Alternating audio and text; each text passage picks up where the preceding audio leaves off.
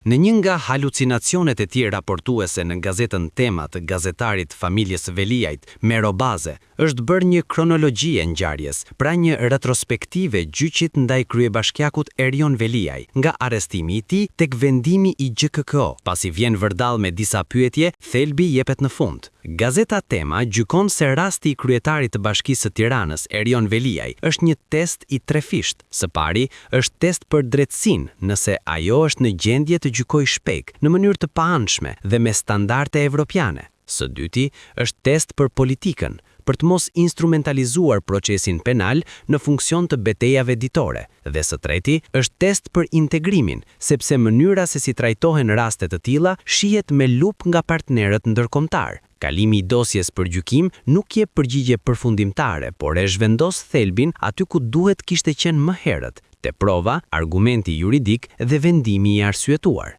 Lind një pyetje shumë e thjeshtë. A mund na thot gazetari i familjes Veliaj, shoku Mero Baze i PS-s apo ish zoti Baze i Sali Berishës, kush e vonoi çështjen 7 muaj në gjykat që erdhëm deri sot? Pasi nuk do të kishim një histori nga shkurti i vitit kaluar deri më sot. Në korrik ka shkuar dosja në gjykat, mund të fillonte gjykimi deri në shtator. Për 2 ose 3 muaj mund të kishte një gjykim super të shpejt për Veliajn, nëse ai nuk do të bllokonte me futjen e nxjerrjen e avokatëve të tij apo deri te veprimet më qesharake, duke sjell avokat amerikan dhe duke i çuar para derës së spakut. Që gjykatat ketë testin e shpejtësisë, duhet ketë dhe bashkëpunëtorin, i cili duhet jetë një i akuzuar dinjitoz, që t'u qëndrojë përballë fakteve dhe provave dhe të luftojë me drejtësinë dhe jo t'i përdridhet asaj. Po t'i ishte burr Erion Veliaj, le të përballej atje. Po të ishte burr Erion Veliaj, me qenë se gjykimi i shkurtuar mund ta detyronte të pranonte një pjesë të fajit, le ta bënte përballjen e çështjes duke përjashtuar biznesmenët që i ka marrë në qafë, emrat kryesor të biznesit në Shqipëri, shumë prej të cilëve do të dënohen, pavarësisht llojit apo formës, sepse veprat penale janë atje dhe dosjen e din të gjithë. Sot, pas një viti, kaloi për gjykim, por jo sepse gjykata nuk ka dashur ta gjykojë shpejt, por sepse çështjen e ka shtyrë Erion Veliaj. Një test për politik, thot Mjeroja, për të mos instrumentalizuar procesin penal në funksion të betejave ditore. Po çfarë ka bërë këtë një vit Mero Baze, Carlo Bolino dhe mediat e pushtetit apo dhe politikanët e PS-s, nga i akuzuari Plarent Ndreqa, Fatmir Xhafaj, deputet të PS-s, zyrtar? Luftë frontale ndaj spakut, prokurorit dhe gjyqtarëve. Kanë akuzuar prokurorin me gënjeshtra e mashtrime për gjoja një kërkesë për një shtesë leje që nuk e nxorrën kurrë.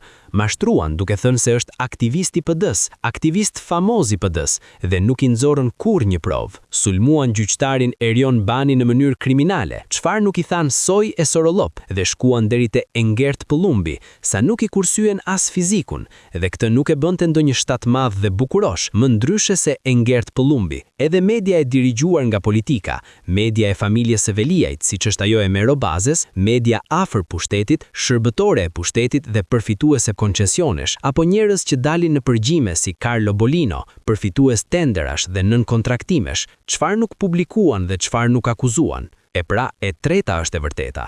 Mënyra se si trajtohen raste të tilla shihet me lupë nga partnerët ndërkombëtar. Patjetër, dhe në rast se ka një proces integrimi të realizuar në çështjen Veliaj, është hetimi perfekt që kanë bërë prokurorët, të cilët nuk e kanë arrestuar kryetarin e bashkisë se nuk kanë dashur të rrinë në detyrë, apo se do të arratisej, apo do të bënte namin me protesta, siç ndodhi paturpsisht kur u arrestua dhe armata e tij rrethoi spakun dhe policia nuk i largonte. Erion Veliaj u arrestua se po prishte provat. Në përgjime doli dhe deputetja e PS-s Klotilda Bushka, që shkonte dhe prishte provat. Çfarë ndodh me një njeri që prish provat? Arrestohet. Çfarë ndodhi më tej me Erion Veliajn? Shkoi në burg. Kujtoni përgjimet se si krijonte intriga, mashtrime, sulme dhe akuza nga burgu. Nga burgu kërkonte të ushtronte presion ndaj drejtësisë. Kjo është arsye pse Veliaj është në burg, se tentoi të prishte provat dhe ushtroi presion ndaj drejtësisë. Këtë e bëri në mënyrë të pandalueshme, duke lobuar $220,000 në SBA, duke i thënë gjykatës nga ana tjetër se nuk ka lekët për taksinë e avokates që të njihet me provat dhe të flasë me klientin. Ndaj çdo gjë që shkruan Mero Baze është kthyer në një gallat, në një turp. Ndoshta dhe ai e di sa të vështirë bën këtë rol, por nuk ka ç'të bëj tjetër dhe i duhet të luajë sërish rolin e këllires, sepse për atë paguhet.